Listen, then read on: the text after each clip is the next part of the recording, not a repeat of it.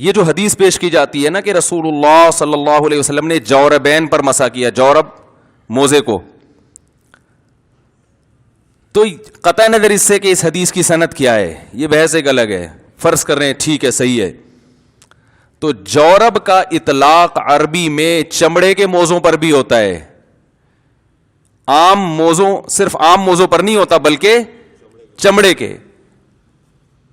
تو اس بات کی کیا دلیل ہے کہ یہاں جورب سے مراد یہ عام موزے ہیں؟ اس کی کوئی دلیل ہمارے پاس موجود نہیں ہے, بلکہ آپ کہہ سکتے ہیں اس کی کیا دلیل ہے کہ چمڑے کے مراد ہیں. سب سے بڑی دلیل یہ کہ یہ والے موزے نبی کے دور میں تھے ہی نہیں.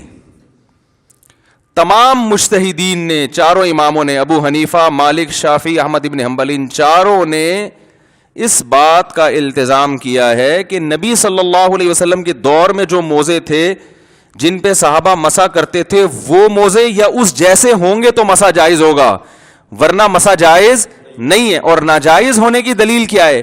قرآن نے پاؤں کے دھونے کا حکم دیا ہے, مسح کا حکم نہیں دیا. جو مشہور متواتر قرات ہے اس میں دھونے کا حکم ہے. سمجھ میں آ رہی ہے بات؟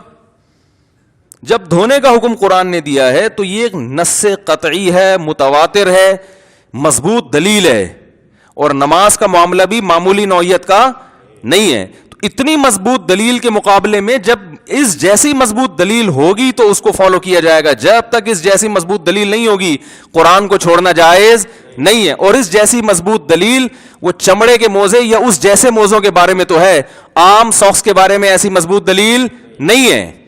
اب اگر جورب والی حدیث جو ہے نا, اور جو جس حدیث میں آتا ہے نبی نے جوربین پر مسح کیا ہے, اس حدیث کو آپ فرض کرو صحیح مان بھی لو, اول تو بخاری مسلم کی نہیں ہے, اس کی صحت میں اچھا خاصا اختلاف ہے, بہت سے محدثین اس کو ضعیف کہتے ہیں, مان لو کہ وہ صحیح ہے. پہلے تو صحیح ہونے میں اختلاف, نمبر 2 اس کے مفہوم میں اختلاف ہے کہ اس سے کون سے موزے مراد ہیں, اور دلیل کمزور ہو گئی نا.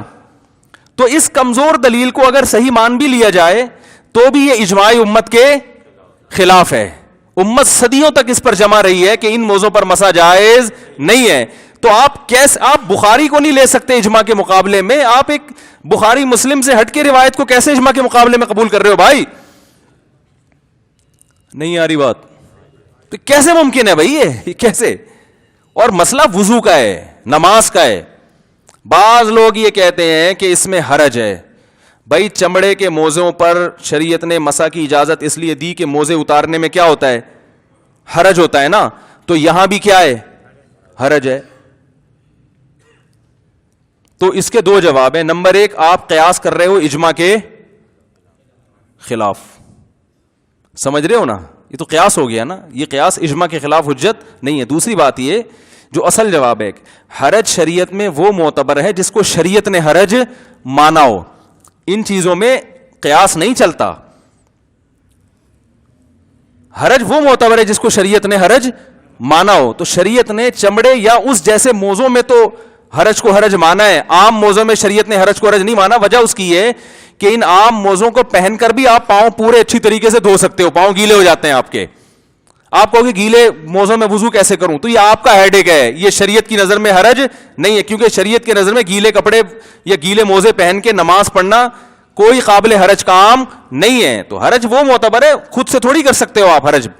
آپ کو مجھے سردی میں وضو کرتے ہوئے تکلیف ہو رہی ہے, اس حرج کو شریعت نے حرج مانا ہے؟ کرنا پڑے گا آپ کو. تو حرج جتنا شریعت نے بتا دیا اس پر آپ کو رہنا پڑے گا, اس سے آگے نکلنے کی اجازت نہیں ہے آپ کو.